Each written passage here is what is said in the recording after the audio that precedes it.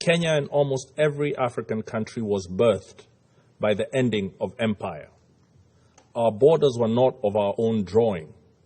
They were drawn in the distant colonial metropoles of London, Paris, and Lisbon, with no regard for the ancient nations that they cleaved apart.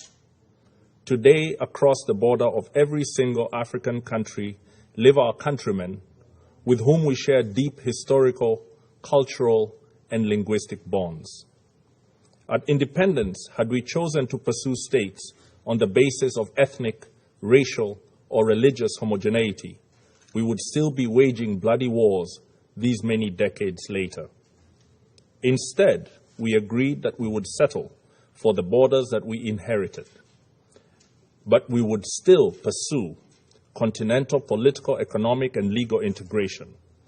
Rather than form nations that looked ever backwards into history with a dangerous nostalgia, we chose to look forward to a greatness none of our many nations and peoples had ever known.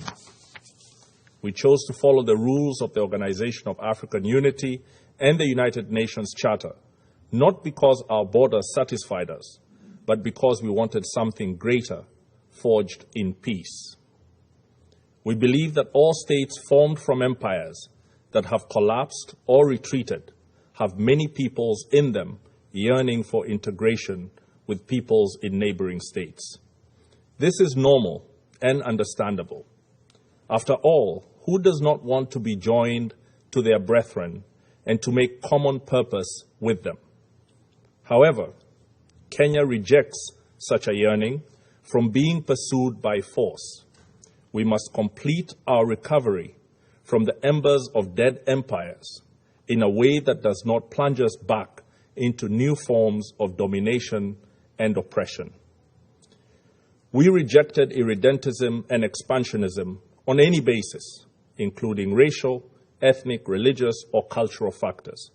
We reject it again today.